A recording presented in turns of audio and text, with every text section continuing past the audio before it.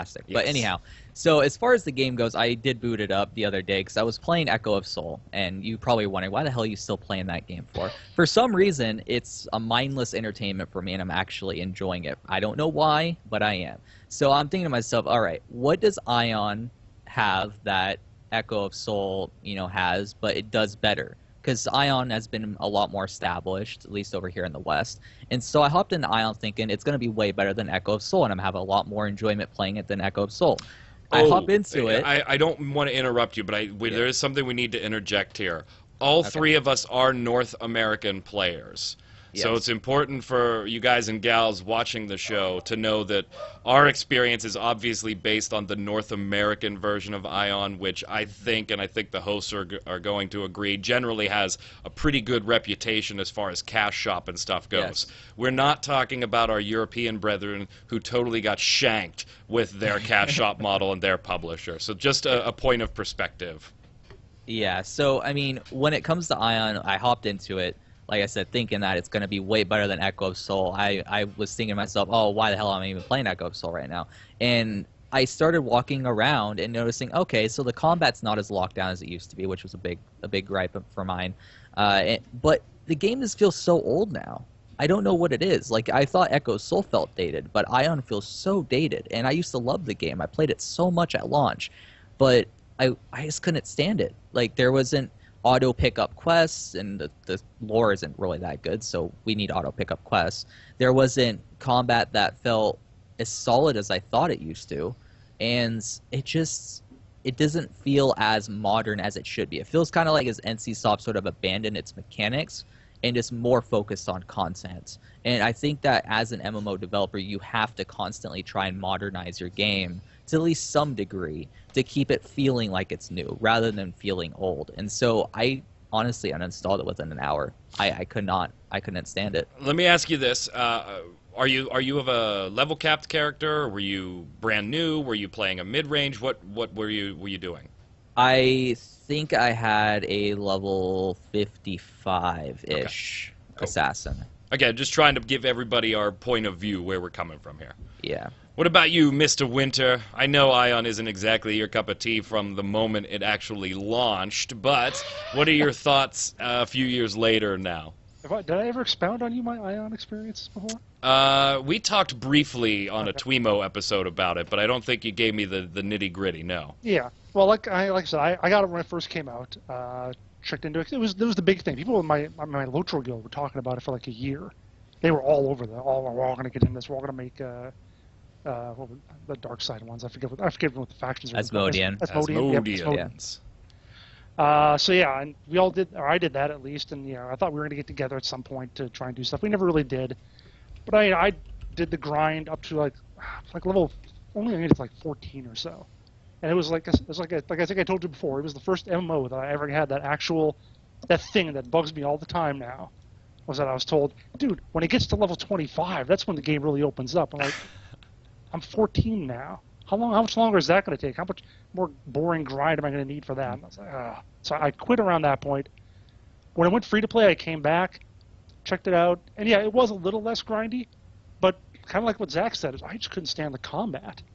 It just felt so slow, so stuck in the mud, that I just couldn't handle it. So I just played it for like a couple hours, looked around a little bit. It was still very pretty. I thought the graphics held up really well for a game that was probably 3-4 years old at the time, but yeah, I just could not get back into the combat. Wow, lots of wow.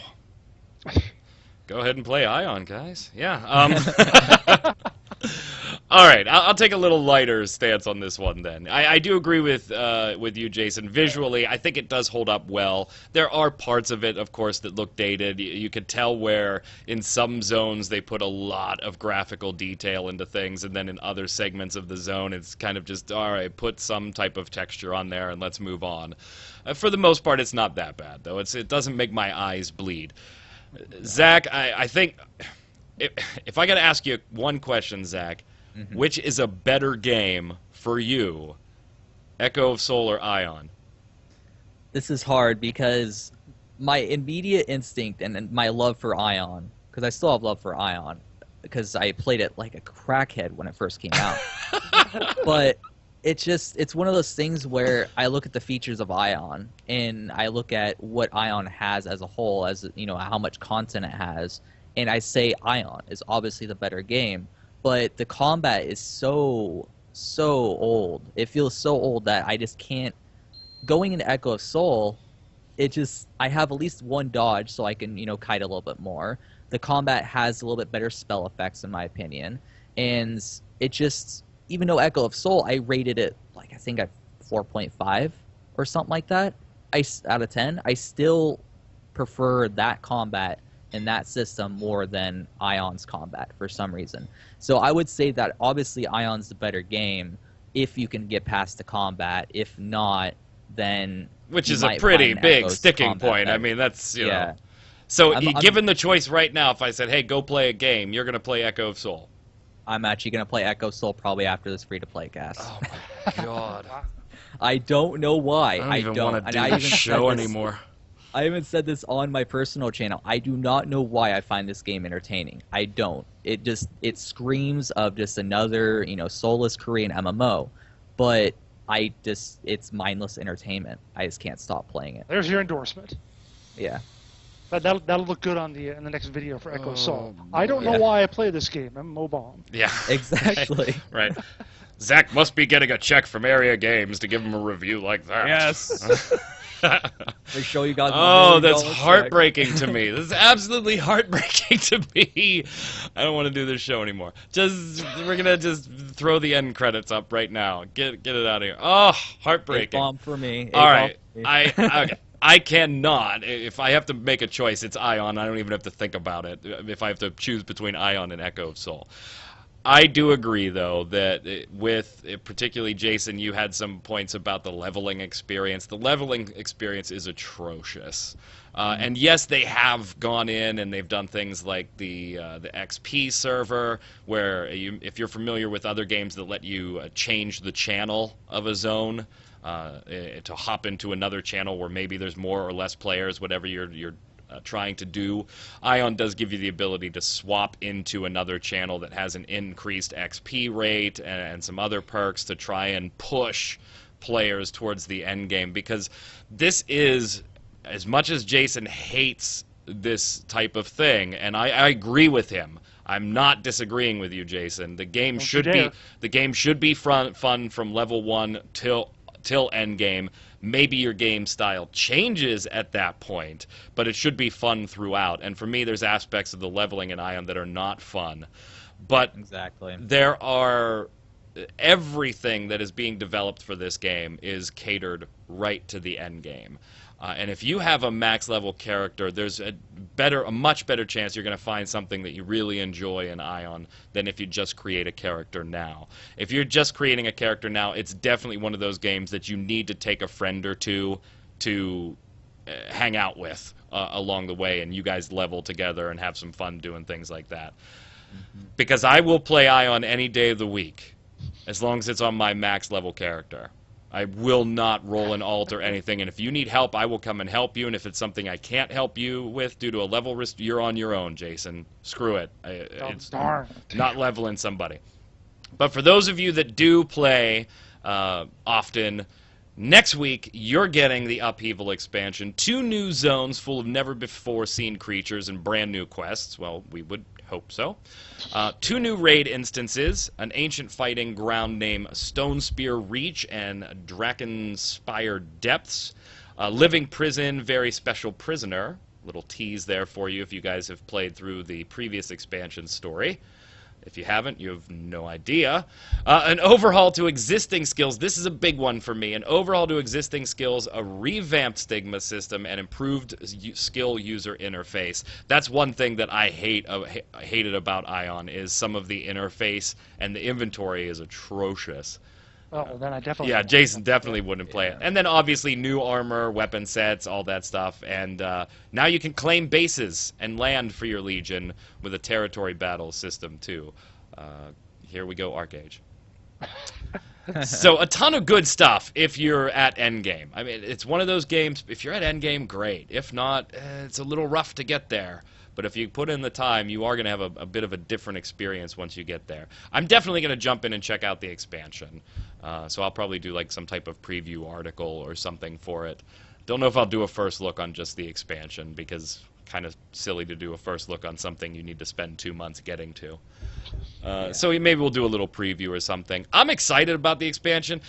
One thing that Ion did that was like the first game, and I know it wasn't the first game to do it, but it was the first game that I played that did it, was put in solo and duo instances. I love those. Where do you guys stand on those? I see a lot of players that always scream, well, if you're going to put in a solo instance, why would you do that in an MMO? Go play a single-player game. I love solo duo instances. What about you guys?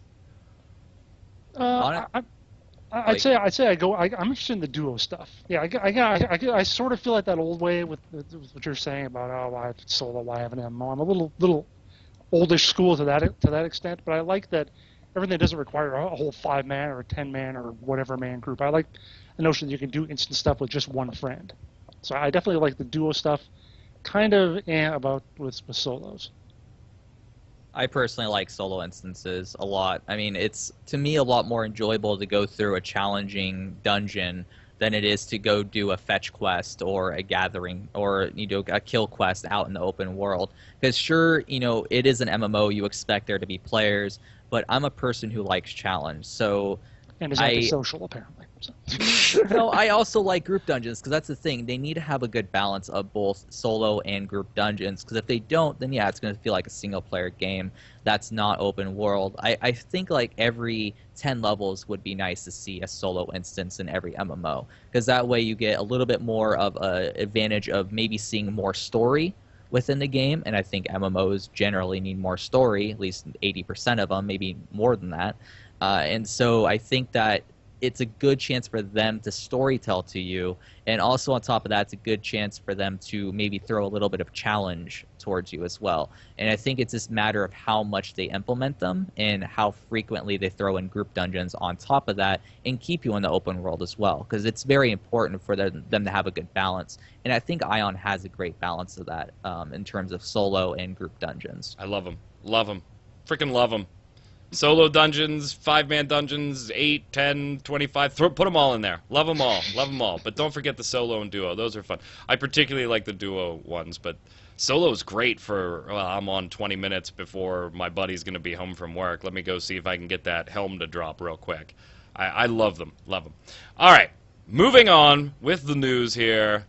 We're going to finish up with the rapid fire round. We've got a lot of small pieces of news, so I'm going to give you guys and myself a chance to maybe express whether you're surprised, whether you're not surprised about certain things, and maybe a thought or two about the overall concept. You guys ready?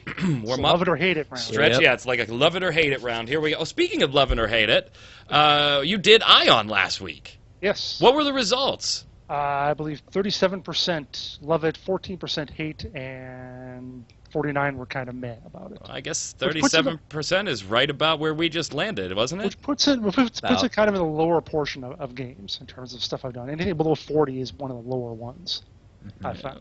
37% is pretty much what just happened here. 1 out of 3 of us. Go play Echo of Souls, Zach. You're breaking my heart.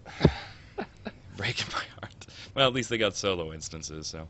Yep, they do. All right, rapid fire round. No EverQuest Next this year. So no EQN in any playable form for 2015.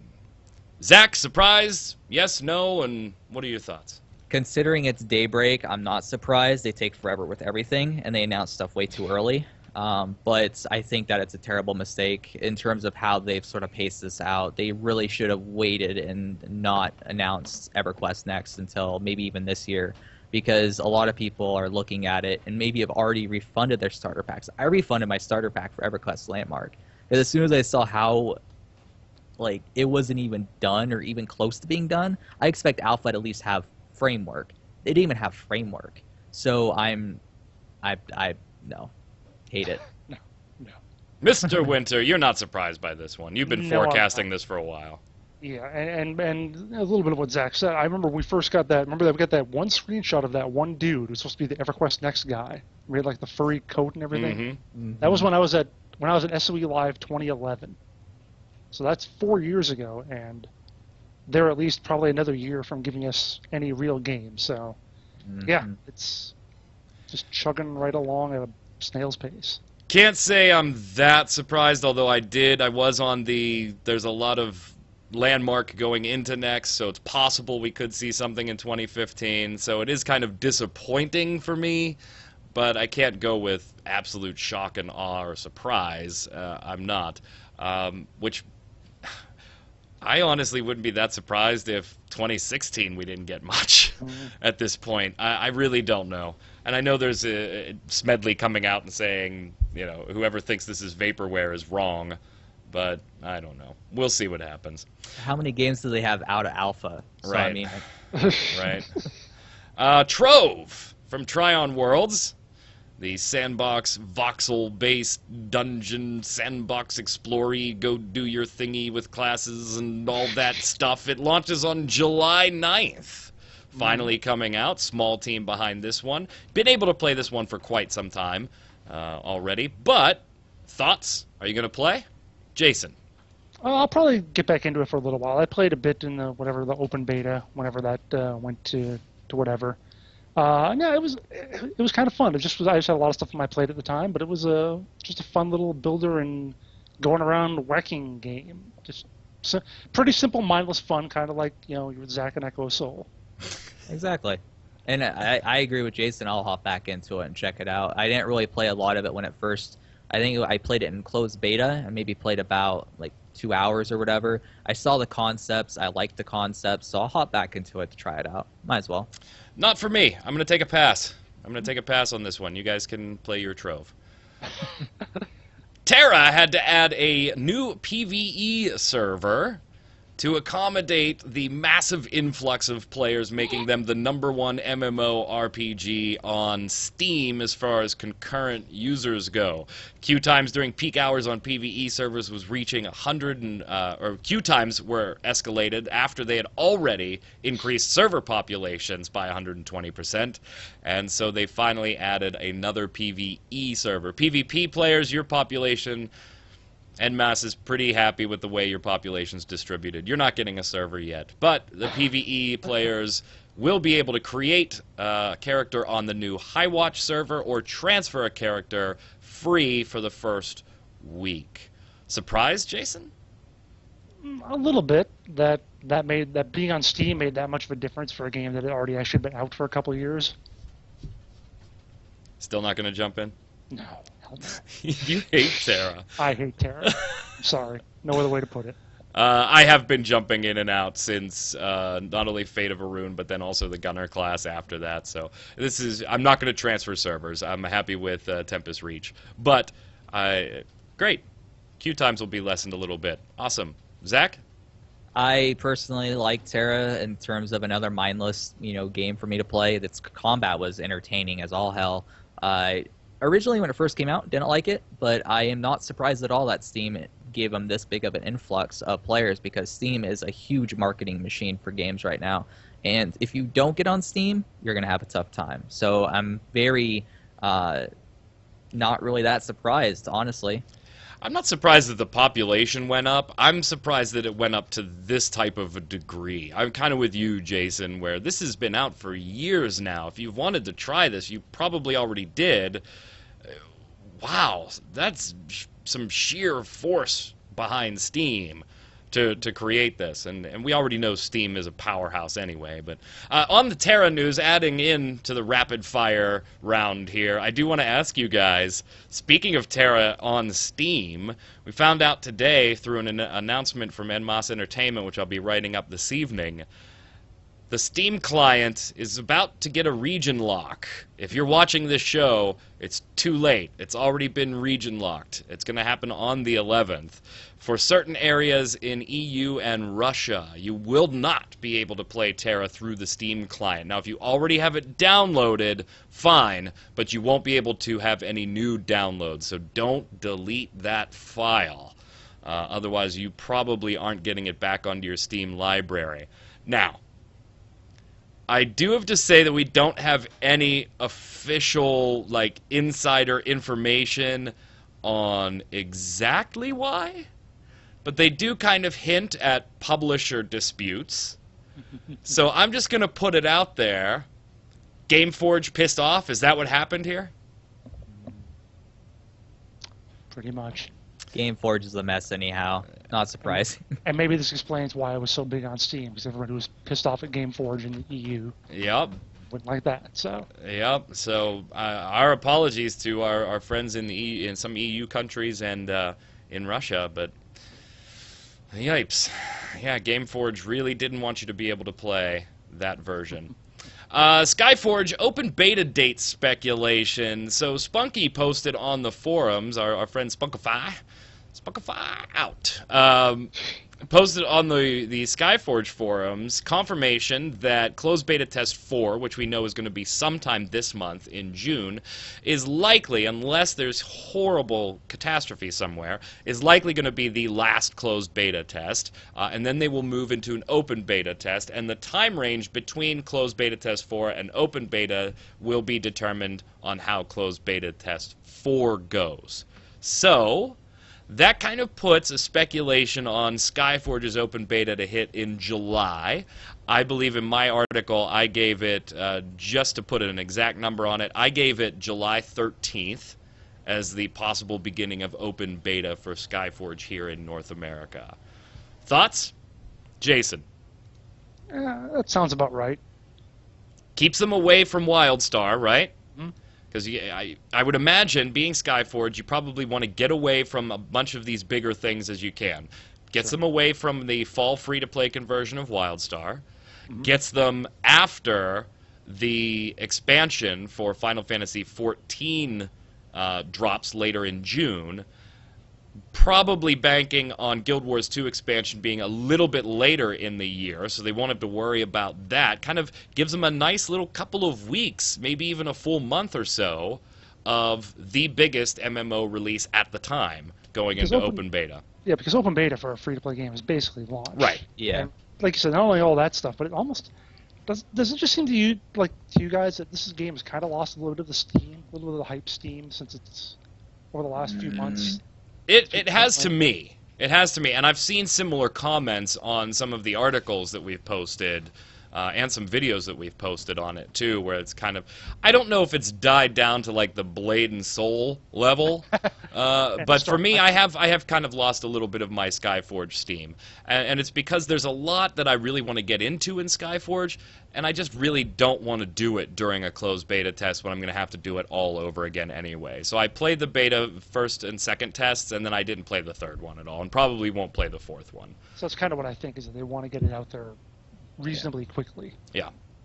Zach? So realistically, I think that you guys are right on your date, but I'm hoping, because there's currently not an MMO that's going to be launching on my birthday, July 29th. Firefall was last year, so hopefully maybe July 29th would be nice. I mean, Windows 10 is releasing July 29th, but that's not really a game for me to play. But well, it's a game for you to configure for a few days. Yeah. Last up, Zach, you're first. ArcAge's server evolution. Don't you dare say server mergers. Don't you dare say it. And it really doesn't apply, because in this type of game where land grabbing and things like that, is such a big deal, you really can't just merge servers. But the ArcAge population has started to drop off to a point where they need to do something to start condensing some things and decreasing the queue times for various events and just getting players together. So they're going to implement what's called server evolution. Now, there's no date on this exactly yet, but what they're doing is they're taking certain low population servers, they're nuking them, and pushing all the players on them to a newly created server. So it's essentially a server merger of players rather than merging of the servers. Also, it creates a brand new land grab. If you have land on your current server, you don't have it on the new server. There's going to be another land grab. What do you think, Zach? I think that Trion keeps shooting themselves in the foot, so much so that I don't even think they have a foot anymore to shoot. Because this is just a server merge, but instead of, actually, unless they redistribute the land and just wipe everything clean, which I doubt they'll do because people would be furious if they did that. people who are on those low pop servers who have land are going to be so pissed off when they get thrown onto a new server and don't have land that they're going to have to spend a ton of gold or spend a lot of money getting Apex to convert that to gold in order to even buy real estate, in order to plop their farms down. It's a terrible idea. It's a terrible idea. No, it's not. No, because say each of these servers that are getting merged, 2 of them are getting merged, they each have like they're 70% full or something. That's what people are saying. They're saying, there's enough space on the servers that they're on now. If they're each 70% full, now they go to the new server and it's at 140% capacity. Well, like 40% of people QH. they're just going to quit. No, 40% are just going to quit. So now it's back up to full capacity. It's perfect. As long as about a third of your players just quit, you're fine, and that's what they're going for. It seems. I think you're right, Jason. That's been Trion's way of thinking for the past. Boy. That's fine. months. What a mess. I'm sure nothing could possibly go wrong. Let's go do the weekly bombs. Alright, I'm going to start today. I'm going to give an A-bomb to Dungeons & Dragons Online, the new Warlock class so far. We saw a dev preview video of it, and obviously it's still in development. But I'm just not impressed at all. I know the game's older, there's all kinds of issues with paywalls and things in DDO, which we won't get into. I really usually love Warlock classes in-game, but this one is just not that great. To me, and I hope this is something that gets changed, when your main auto-attacky type ability is a projectile that you can run faster than, I think you're kind of missing the mark. Maybe a little bit. Jason, you're up. Okay, I'm going to give an A-bomb to... I've been talking about Hearthstone all week, like all this crap that's been going on. But anyway, I give an A-bomb right now for the reveal of their new hero, of Magni Bronzebeard. Which, they teased it, and they gave you a little shadow, a little silhouette, and someone with a warrior icon underneath. And of course, it got everybody thinking, oh man, it's a new hero. We get a brand new hero. He's going to have new powers, new cards, whatever. Nope, just a skin you buy for $10. Doesn't do anything different. Mm-hmm. And I just think that was just not the right way to go about it. Not a fan, huh? No. So that's 2 A-bombs. Zach, can you pull us out of the A-bomb hole here? Yeah, I got a dub bomb for Blizzard for adding, or at least, announcing a new battleground for Heroes of Storm. I play Heroes of Storm a lot. I have a cap level, hero level, and also have a couple master level, heroes in that game. So I'm really looking forward to what they do with this battleground because it looks really cool. Playing off the Diablo heaven sort of level at the end of that game. So it's going to be very interesting to see the mechanics and sort of how everything plays out once it actually launches. So very cool. Ultima something on the YouTube says, dub-bomb to Magic Man for giving Echo of Souls deserving score, and at the same time A-bomb to Area Games for releasing a game 7 years too late. Let me just flash to Zach's camera there. Okay, now back to mine. Dub-bomb to Blade and Soul for its perfect release date. Time for finally releasing in the Northwest. In the... Northwest. It's only being released in Congratulations, Seattle. And Ultima something is excited to play WildStar when it becomes free to play. Go ahead, Jason. Oh, all right. Kinetic Fetus says Jason is genuinely hyped about a game that's not out yet. All right, everybody, let's go ice skate in hell. That is true.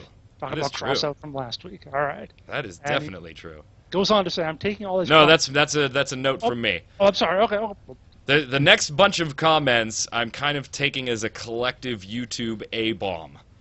Okay. Okay. So I took a bunch of people's comments, put them all together. We made one big YouTube A-bomb, mostly for Infinite Crisis here. So go ahead, Zach. Take the magic robots.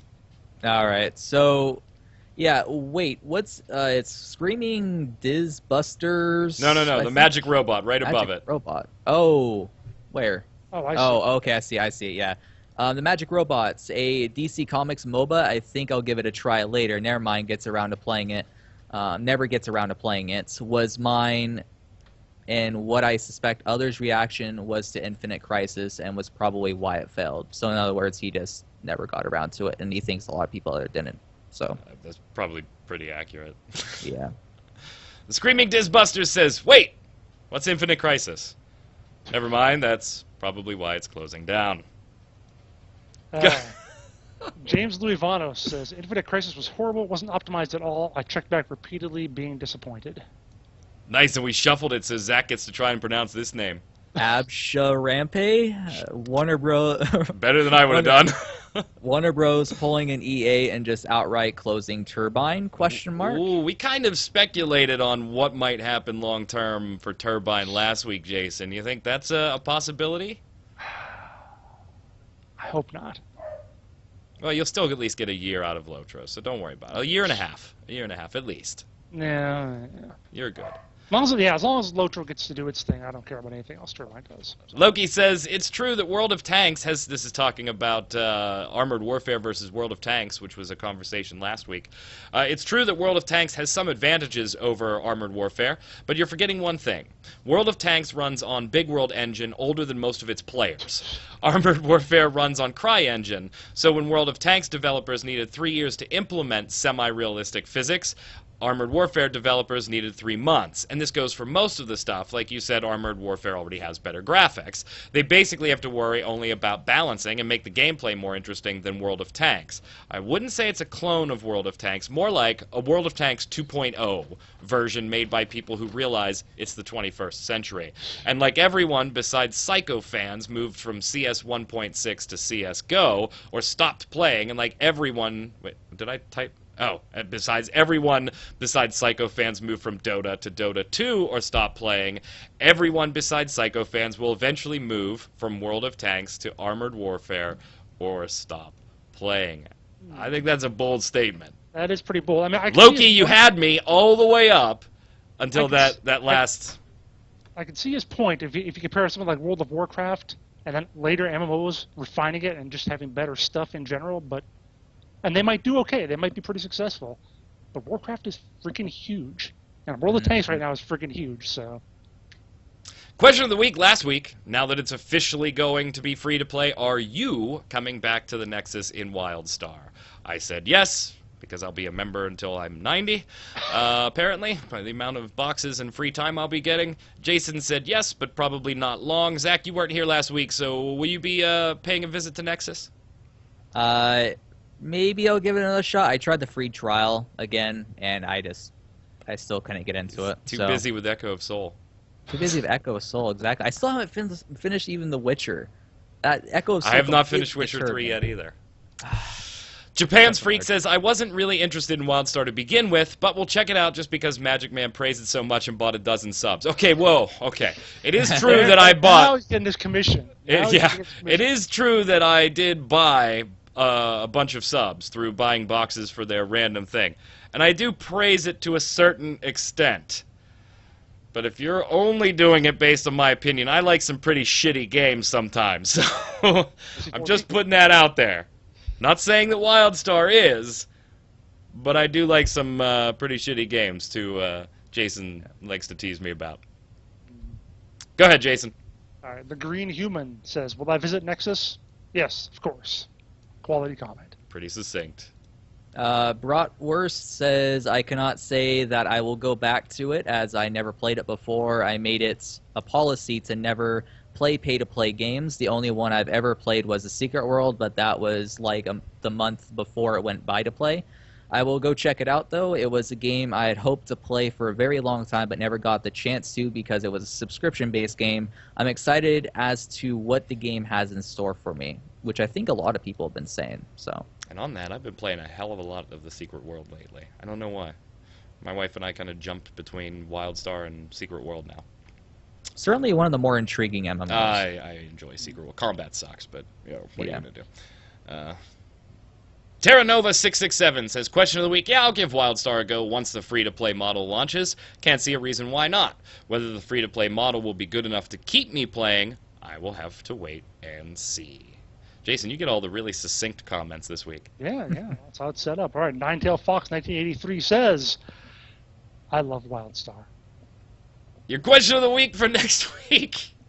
How do you feel about Terra's Steam client being region-locked based on publisher disputes? Let us know in the comments below. Make sure while you're down there, leave your weekly bomb so that I don't have to lump all the comments about Infinite Crisis together into one A-bomb. Leave me a weekly bomb down there. Dub bomb for something good, A-bomb for something bad. Until then, Zach, where can everybody follow you, sir? Everyone can follow me on Twitter at Zach Sharps. I post all my content that I do on my own personal channel on there, and also at lugogaming.com, lugo-gaming.com, where also I post all my content and everywhere that I venture forth to, such as Free-to-Play Cast and also Free-to-Play Weekly. So if you want a hub for me, that's where you go. Mr. Jason Winter.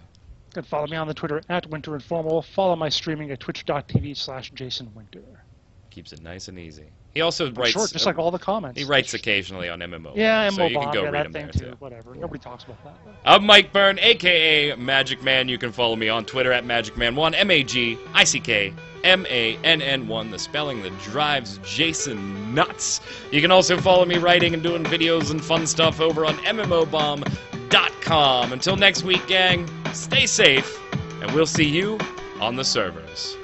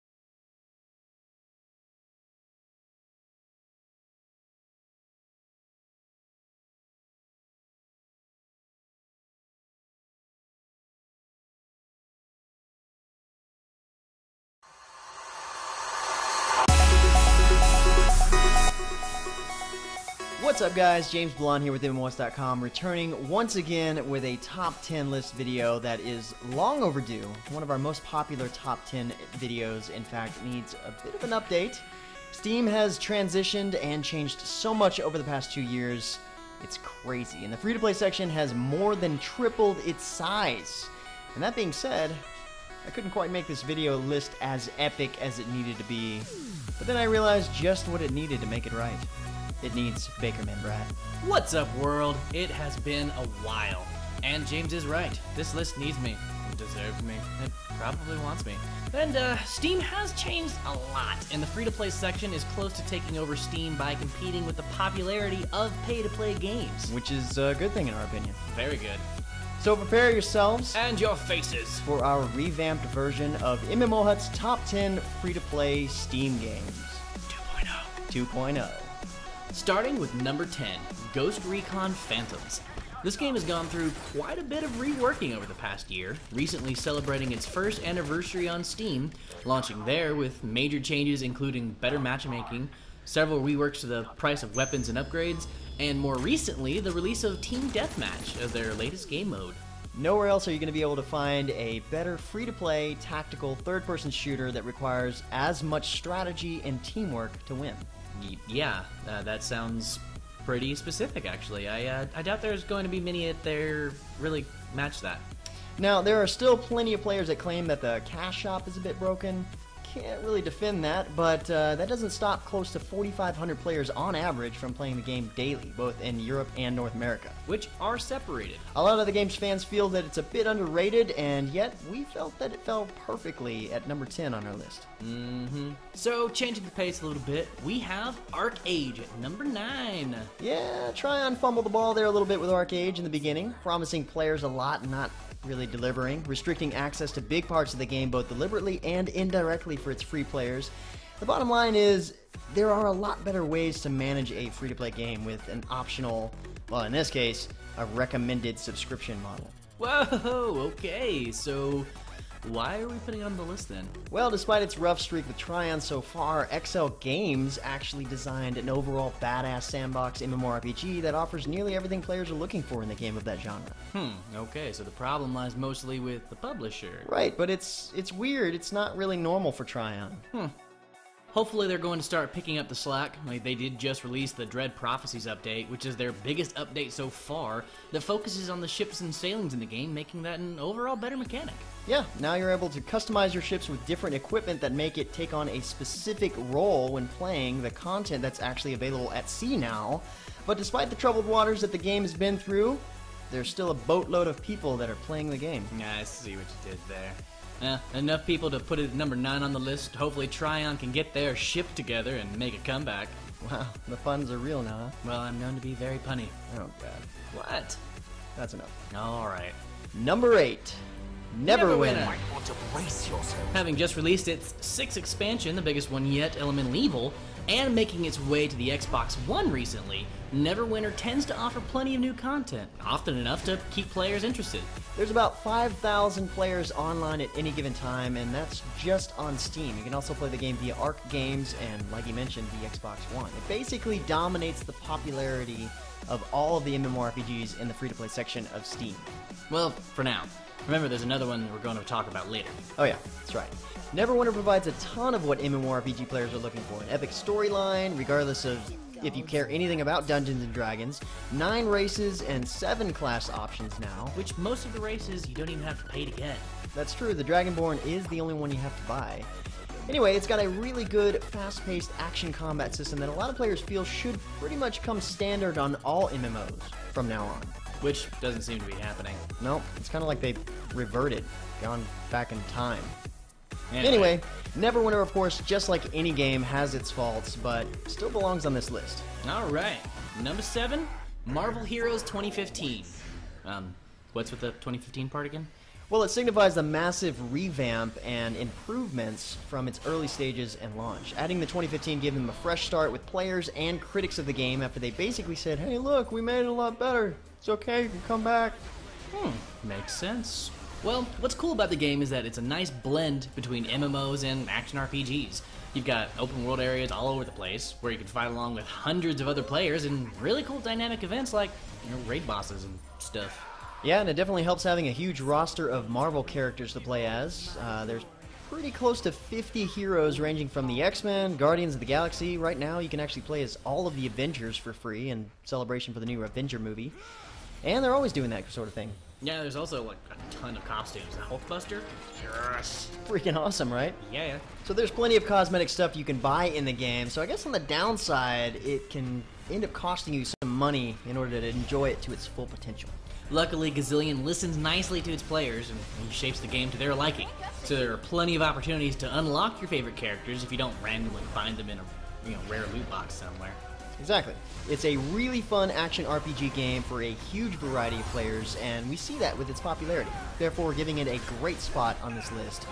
But the popularity kind of jumps up from there. Number 6 is Heroes and Generals. Ah, yes. I am familiar with this one. The only first-person shooter that lets you ride into battle on a bicycle.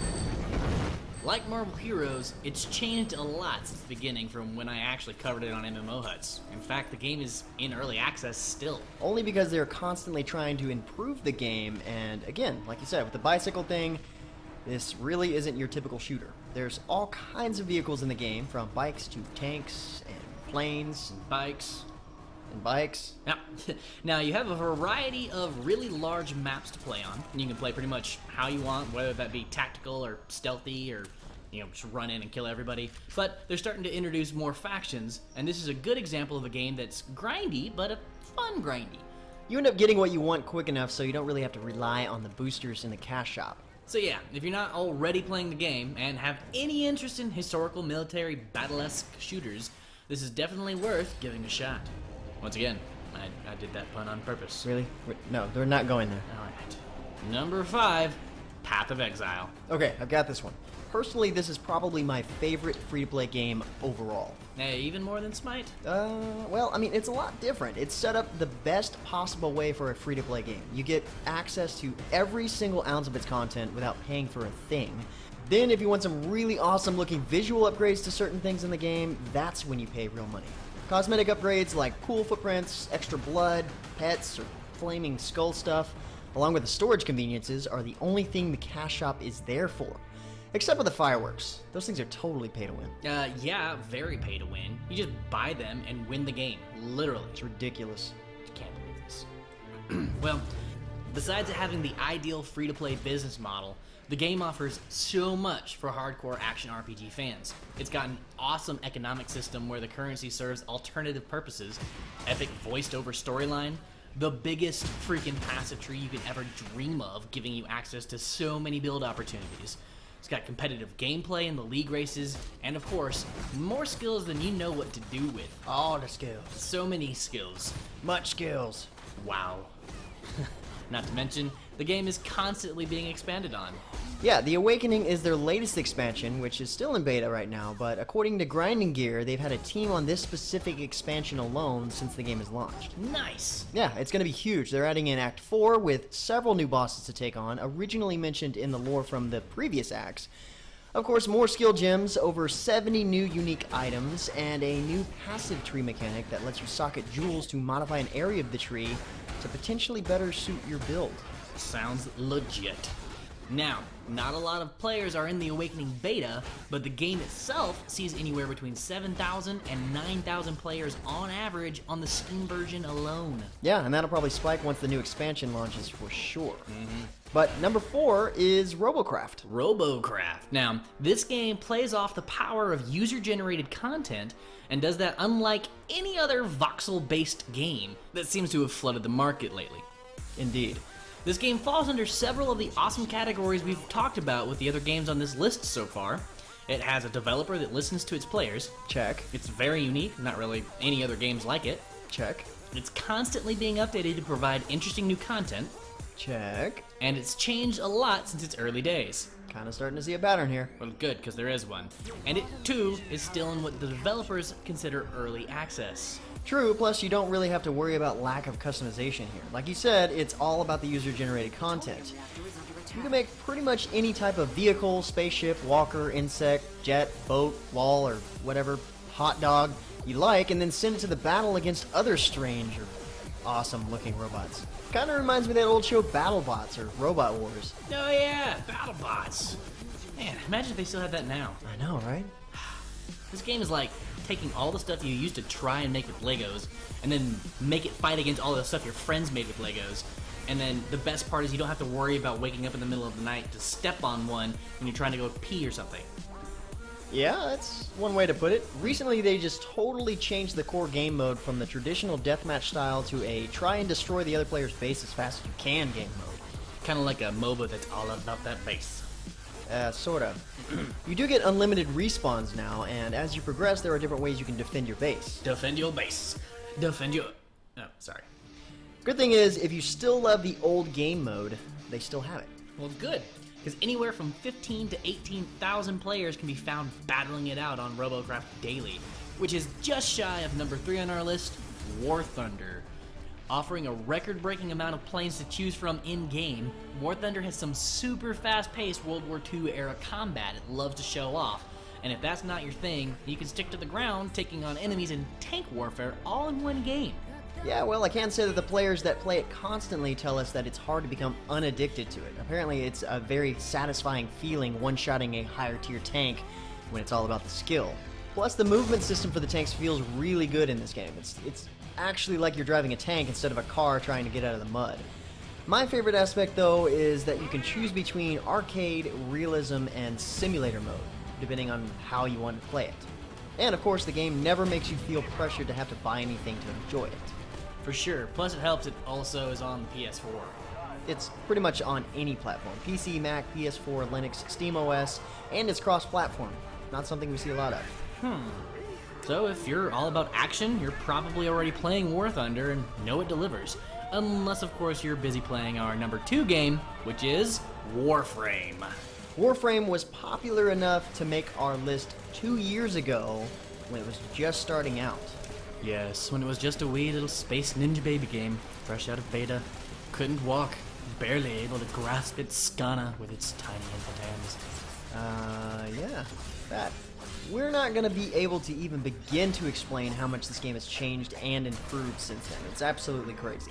They've added in several different types of PvP, completely reworked the UI, added the dojos, the Kubros, new maps and enemies, upped the parkour elements in the game, tons of new weapons. I think now they have like 22 warframes. Oh, and the Arcwing. Arcwing, is that like a jetpack? It's kind of like a space jetpack, basically. Space jetpack! Oh, I need it. Needless to say, Warframe is all grown up now, tweaked by its expanding and very dedicated dev team. It's made it to so many of our top 10 lists, best games.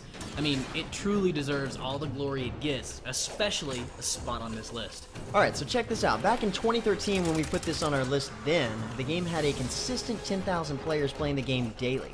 Now, 2 years later, we've got more than twice that daily, and on any given Saturday, the game sees over 30,000 players on at a time. Damn, that's a huge Difference. Yes, difference. That puts it up there in the top 10 games on Steam, free to play or not. You'd be surprised it's not our number one. Truth is, it's not even close to number 1. But wait! There's more! We've got some honorable mentions worth mentioning honorably. You mean like Team Fortress 2, the game that was number 1 on our list last time? Yup. Team Fortress 2 still has so much popularity that it's pretty much doubling Warframe's player base on a good day. Yeah, at least. So, with that said, we've decided since it took the top spot on our last list, and since it's consistently standing within the top 5 games on Steam overall for years, that Team Fortress 2 will no longer be eligible to make our top 10 Steam lists. However, that doesn't mean that Team Fortress 2 is not one of the all-time greatest free-to-play games on Steam. So, hats off to you, Team Fortress 2. You know, because they have hats. Huh? Well said. Sorta. Yeah. The other one is Terra, which just debuted on Steam pretty much a week ago and already has just as many players playing at any given time as Robocraft. Just about. Yeah, we figured this was just an initial spike in popularity, and although the numbers may stay high, or even get higher once players notice, it's still just too young on Steam to determine an accurate spot on this list. And don't get us wrong, we love Terra. It's still personally my favorite free-to-play MMORPG, and the new Gunner class, is badass. Oh yeah. Anyways, we have kept you packed full of anticipation long enough. MMO Hut's number 1 free-to-play Steam game is, without a doubt, James, what is the number 1 game? Just saying, it's here somewhere. I know where to find it, just I don't remember. Okay. Here. Dota 2. Yeah. Pretty sure they knew that was coming. Really? You think so? Yeah. Even if they don't play Dota 2, they can just look at their friends list and get a general idea of how hugely popular this game is. Put it this way, there are so many people playing Dota 2 daily on average that you can take the average player numbers from all of the other games on this list, 2 through 10, multiply them by 8, and still be a few 100,000 players short of the number of people playing Dota 2 right this second. Holy crap. Yeah, so not only is it the most popular free-to-play game on Steam, it's the most popular game on Steam. Probably because it's owned by Valve, not Troll Voice. Probably because it's Dota 2, actually. I think that has a lot to do with it. Yeah, There are so many already free heroes to choose from, hundreds in fact, constant critical tweaks to the balancing in-game, huge prize pools, and popularity through its massive tournaments. It's really the whole package. There is absolutely no doubt it's number 1 on our list. Awesome and agreed. Plus, now people can stop wondering why it wasn't on our last top 10 free-to-play Steam games video, even though that video was made a year before this game was even out on Steam. Yeah, I'm pretty sure that's not going to fix anything there. Yeah, well, probably not. Well, guys, thanks again for tuning in. Be sure to like and subscribe for awesome videos just like this one. And of course, if you're looking for more information on the games in this list, we've got links below for the game profiles at the new MMOHuts.com. But until next time, guys, that's going to be it for me. And also, I am out as well. I'm James Blonde. See you out there, gamers. And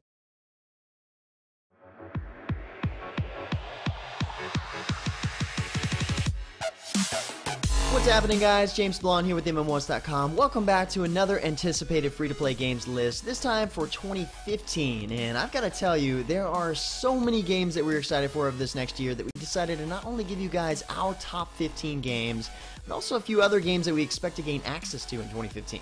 And I honestly say, it's going to be a pretty sweet year. There are actually over 40 games we look to be on this list, and these are games that are expected to release or at least be in public beta by the end of this coming year. So yeah, there's actually a lot of games to look forward to because only 33 of them are going to be MOBAs. No, I'm just kidding. Sorta. There's a lot of variety when it comes down to it. And now, without further ado, here are MMO Hut's top 15 most anticipated free-to-play games of 2015, starting with number 15, Cabal 2. So Cabal 2 is the embodiment of polishing the tried-and-true story-driven scenario-based MMORPG. Like Dragon Nest, Vindictus, and plenty of other games before it, it offers flashy abilities, fast and furious ability combo chains, and of course an AI just smart enough to punish you if you dare look away. Best of all, a recent update to the Korean servers removed class gender locking, so their already decent character customization system is now better than ever. There's clearly a niche for this type of game, and Cabal 2 won't disappoint fans looking for a solid PvE beat-em-up. And besides, those already waiting have been waiting long enough, don't you think? And speaking of beat-em-ups, number 14 is Fighters Club from KOG Games. This game takes the old school style from the classic beat-em-ups like Streets of Rage and Final Fight and then mixes that with the over-the-top juggle craziness of the modern Tekken games. Not only that, it has a robust character customization system that allows players to create a unique avatar for themselves, as well as an intense PvP mode that allows for highly unpredictable bouts. So, with beat-em-ups on the PC platform being few and far between these days, especially multiplayer-focused ones, Fighters Club is a refreshing throwback to the old-school arcade gaming that we love. And don't worry about a rushed product here. KOG took their sweet-ass time refining this game to perfection, only to stick their place as one of the top MMO fighter devs in the market. It's going to be a good one. Coming in at number 13 on the list, we have World of Warships. This is the real deal naval combat PvP game, pushing every tactical element you can imagine. Try to just think what it might be like for the programmers in this game and how long it might take to, say, animate the over 100 turrets turning and activating at various times in the Yamato battleship. Pretty insane, and that's not even scratching the surface on the level of detail and historical accuracy Wargaming is throwing at this project. To outdo even themselves, honestly. You and your team will be looking out for 4 different types of carrier bombers, spread and focused fire shells, and every formation of undersea torpedo fire ever invented, all while trying to retaliate with your own artillery. With the promise of more mode types than any other Wargaming title prior, World of Warship is sure to keep the hardcore team-based military gamers engaged for many years to come. And if it's not a World of Warships you want, then maybe it's a World of Speed, which flies in at number 12. World of Speed is the closest thing to a true MMO RPG as it comes, with team missions requiring you to not only win, but achieve specific goals to rack up bonus victory points. Tanky cars will be smashing key opponents off the track, slick DPS cars will be pulling insane drifts to outstyle the competition, finesse handlers will open secret shortcuts to blaze new trails, and carries will try to battle through all that chaos to take the checkered flag for themselves. Try and point out another racing game like that in the free spectrum, because we sure can't. This one is free to play, and from the same developers as Need for Speed Shift, so this game is definitely going to lead the pack in terms of racing innovation. It's got the tracks, it's got the cars, and it sure as hell has a spot on this list. Okay, so it doesn't exactly have zombies, but this next one does. Number 11 is H1Z1. Taking ideas from DayZ, War Z, and so many others, H1Z1 just puts that extra bit of oomph into the gameplay to push everything to that next level. To be direct, it has adaptive and reactive AI that will ensure that no 2 encounters with zombies plays out the exact same way, which keeps things interesting. The map is already huge and will be larger than any other in the genre, and plans to not just be adding endless filler forests or lakes in order to make that happen. The entire world is a living ecosystem where everything from the zombies to the wolves need to eat in order to survive, so you can expect some crazy encounters, a realistic and terrifying day and night cycle, along with some amazing weather effects to go along with that, and of course impressive physics. You might even set fields and trees on fire in order to escape death. Who knows, but that's actually what has us excited, especially since early access starts in the first month of 2015. Now these next 2 are probably going to be neck and neck competitors. Number 10 is Sky Saga. Yeah, we know, Minecraft, Minecraft everywhere. These sandbox voxel-based games might be popping up almost fast enough to not notice how many MOBA games are being made. Yeah, probably not. But Sky Saga seems to be adding a few more things we haven't seen just yet. Not only can you build and craft, you can trade for materials used to modify tools or even create your own handmade weapons and armor. Right off the bat, we see PvP combat, which is really nice, and dual-wielding weapons and tools. How cool is that? The art style is excellent, and from the gameplay videos released already, it seems like a very polished game in its current state. Yeah, I guess you could say it's just another clone, but it's pretty clear you'll be missing out not to give this game a try. And likewise, of course, we have Trove at number 9. So Trove is already in open beta. We probably are going to see the launch in the next few months, honestly. And that's why we put it above Sky Saga on the list, because we know so much more about the game. We've played the game, and we know it rocks. And it keeps getting cooler with the Ice Stage. Unintended. Along with plenty of other features being put into it to better adapt to the player-wanted experience. It's set up perfectly as a free-to-play game. It's so rewarding. You play it how you want to, and unlike a different well-known Tryon Worlds game, the developers on this game actually listen to their players, so we can surely expect a nice path for Trove this coming year and beyond. Who knows what they'll have in store for launch? Another game that took us for a surprise recently is King of Wushu at number 8. Okay, so details on King of Wushu are still really scarce, so this game is probably our biggest gamble on the list, as it could be shockingly amazing, a total dud, or anywhere in between once we actually get our hands on it. So a spot right in the middle of the list seems just about right. But what we do know is the game is building on the established and unequaled martial arts skill systems of Age of Wushu, with various champions representing stereotypes from each school present in the Sandbox MMO. Combine this with tried and true MOBA elements, a third-person system with tons of aimed skill shots, enough aerobatic crap and shiny effects to make you puke. Throw that into the CryEngine 3 washing machine and you're sure to get something worth looking at. We'll actually have to wait to see if it's something worth playing. But until then, we can't help but drool a little as each reveal trailer continues to show us more and more attention to character detail and skill effects unheard of in the MOBA world. At least from this perspective anyway. This next one has also been semi-available to the public for a while now, and it's one of my personal favorites. Number 7 is Nazgûl. Psyonix went a little risky in the beginning there, taking the legacy of Kane's storyline and pinning it to an entirely different type of game, but come to find out, in my opinion, it worked. The graphics and the art style are fantastic. Like I've said in the past, one of the best parts of the game is how differently you have to play when going from playing as the vampires to playing as the humans. So over the past 5 or 6 months, they've added in several new classes with more on the way, tons of new skills and weapon alternatives, new skins, and of course, custom matches. So the game has become one of a kind for sure, and there's no doubt it's on this list. Now, it just needs to go open beta and then launch soon, like it said it would. What's the holdup? Also going for uniqueness is Battlecry, number 6. Battlecry is violent, gory, and unforgiving. Hash together some uncommon ideas, crazy weapons, a third-person battle arena, and incredibly fast combat, and you've got a recipe for either success or failure. And if we hadn't snuck into the Bethesda booth at E3, we might not believe anyone pulled it off so well. When you're not spraying the screen with blood, hopefully someone else's, you'll be diving, rolling, rocketing, and grappling around a map, and every map pushes or pulls your nation one step closer to the ultimate victory. And if that's not enough to get your blood pumping, the sound distortion effects and visual blur replacement to the standard health bar should do the trick. This is the only game that we've ever seen throw players into such a bloodlust that they forget to breathe and lose eye focus during intense 1v1 encounters.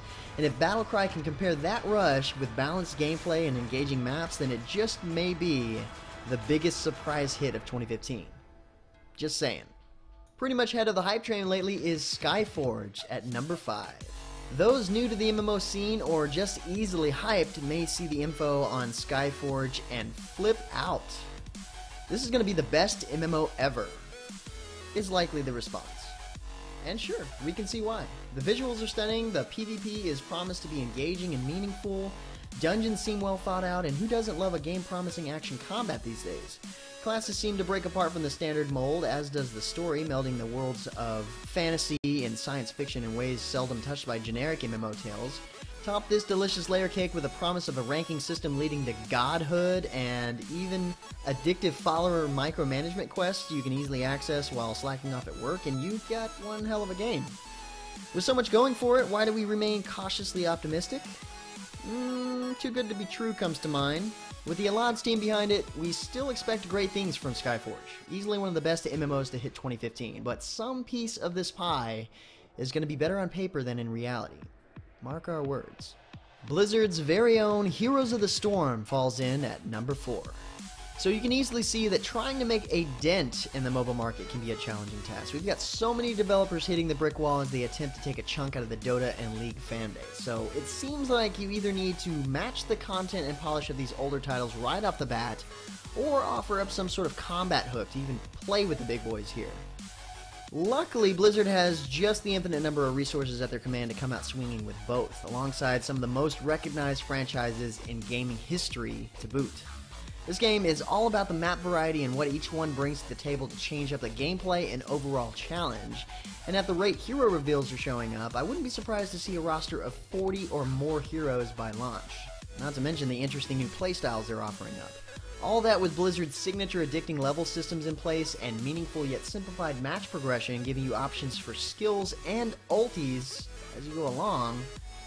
You've got a game that even non-MOBA players will want to pick up. And honestly, if anything that typically resembles a MOBA sickens you, then this next one, you might be in luck. Number 3 is Overwatch. Yep, it's another Blizzard game. But when it appeared at this year's BlizzCon, it instantly won us over with an amazing gameplay trailer combined with CGI that could probably make Pixar green with envy. They're essentially making their own sci-fi version of Team Fortress 2 here out of the ashes of Project Titan, and even though this is new territory to them, we've seen that they've never missed when it comes to producing quality games. We all know that. Overwatch is going to focus more on making new characters instead of giving older characters new skill sets or weapons, which means that the characters will have focused development and gameplay. So it may not bring many changes to the team-based FPS market, but we're confident that it'll give it an exciting boost from what's becoming a stale genre, with colorful animated characters sure to become as universally recognized as the likes of Kerrigan and Garen. Plus, in time, we might see these new characters make their way over to Heroes of the Storm, which in itself is cool. The only drawback is it hasn't exactly been confirmed buy-to-play or free-to-play yet, but we're about 80% confident it's going to pick up the free-to-play business model similar to League or Dota, which is interesting.